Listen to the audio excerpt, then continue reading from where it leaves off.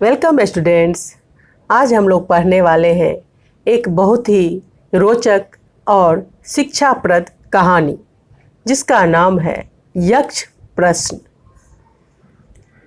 इस कहानी में हम लोग जानेंगे कि किस तरह से धर्मराज युधिष्ठिर ने अपनी भाइयों की जान बचाई।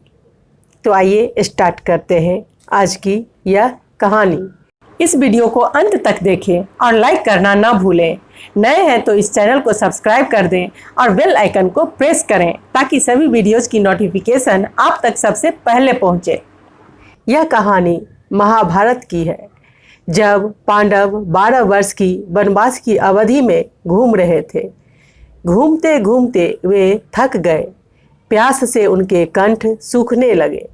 जब युधिष्ठिर ने पानी की तलाश के लिए नकुल को बोला, युधिष्ठिर, नकुल, तुम जाकर पता करो कि क्या आसपास कोई जलाशय है। जलाशय मतलब नदी या तालाब या पानी का कोई अन्य सोर्स। नकुल बोला, ठीक है, मैं पता करके आता हूँ। नकुल, कितना सुंदर सरोवर है, कितना स्वच्छ जल है, चलो पहले थोड़ा जल पी लूँ। नकुल जैसे ही पानी पीने के लिए झुके कि सरोवर के स्वामी यक्ष की आवाज़ गूंज उठी, यक्ष, ठहरो ठहरो, यह मेरा सरोवर है। सरोवर मतलब तालाब। पहले मेरे प्रश्नों के उत्तर दो, तभी तुम यहाँ का पानी पी सकते हो। नकुल यक्ष की बात अनसुनी कर पानी पी लेता है और वहीं अचेत होकर गिर पड़ता है। अचेत होकर मतलब बेहोश होकर। युधिष्ठिर, सहदेव, तुम जाकर पता करो नकुल कहाँ खो गया। अब तक तो उसे वापस आ जाना चाहिए था। सहदेव, नकुल, तुम यहाँ क्यों सोए हो? अच्छा, पहले मैं अपनी प्यास बुझा तो लूँ।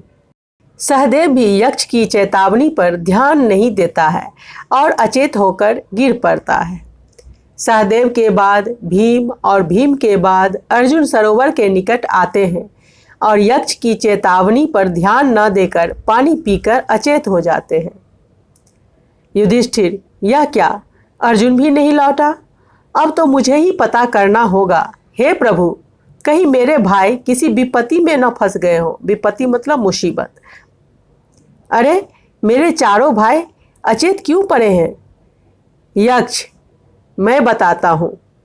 तुम्हारे भाइयों ने मेरी बात नहीं मानी और मेरे प्रश्नों के उत्तर दिए बिना ही पानी पी लिया, यक्ष ने कहा। युधिष्ठिर, ऐसा है तो आप प्रश्न पूछिए, मैं उत्तर दिए बिना जल नहीं पीऊँगा। यक्ष, मेरा पहला प्रश्न है कि दुनिया का सबसे बड़ा आश्चर्य क्या है? युधिष्ठिर, सबसे बड़ा आश्चर्य यह है कि सब हजारों लोगों को मरते देखते हैं, फिर भी जीवित व्यक्ति सोचता है कि वह कभी नहीं मरेगा। यक्ष, यश प्राप्त करने का एकमात्र उपाय क्या है? युधिष्ठिर, दान। यक्ष, वायु से भी तीव्र गति से कौन चलता है? युधिष्ठिर, मन। यक्ष, मनुष्य का साथ कौन देता है? युधिष्ठिर, धैर्य। यक्ष, किसके क्या त्यागने से मनुष्य प्रिय बन जाता है? युधिष्ठिर, अहंकार को त्यागने से। यक्ष, किस चीज के खोने का दुख नहीं होता? युधिष्ठिर, क्रोध। यक्ष, सर्वोत्तम लाभ क्या है? युधिष्ठिर, आरोग्य। यक्ष, युधिष्ठिर, मैं तुम्हारे उत्तरों से संतुष्ट हुआ। मैं तुम्हारे किसी एक भाई का जीवन दान दे सकता हूँ। बोलो किसे दूं? युधिष्ठिर, नकुल को। यक्ष, नकुल को ही क्यों? युधिष्ठिर, मेरी 2 माताएं हैं, कुंती और माद्री। मैं कुंती का पुत्र जीवित हूँ। यक्ष, मैं तुम्हारी उदारता, ज्ञान और न्याय की प्रशंसा करता हूँ। तुम सचमुच धर्मराज हो। युधिष्ठिर, यदि आप प्रसन्न हैं तो कृपया मेरे भाई नकुल को पुनर्जीवित कर दीजिए। यक्ष, युधिष्ठिर, मैं तो तुम्हारी परीक्षा ले रहा था। मैं तुम्हारा पिता हूँ। तुम्हारे चारों भाई जीवित हो जाएंगे। तुम जानते हो, जो धर्म की रक्षा करता है, धर्म उसकी रक्षा करता है। सारे भाई जीवित हो जाते हैं और सब जल लेकर प्रस्थान करते हैं। इस कहानी से हमें यह सीख मिलती है कि जो धर्म की रक्षा करता है, धर्म उसकी रक्षा करता है। तो बच्चों, आपने देखा कि किस प्रकार से युधिष्ठिर ने यक्ष के सारे प्रश्नों का सही सही उत्तर दिया और यक्ष ने उनके सभी मरे हुए भाई को पुनर्जीवित कर दिया, यानी जीवन दान दे दिया। और यक्ष जो था सो कोई और नहीं बल्कि युधिष्ठिर का धर्मपिता धर्मराज ही था, जो कि उनकी परीक्षा लेने के लिए, यानी उनकी धर्म और न्याय की परीक्षा लेने के लिए आए हुए थे।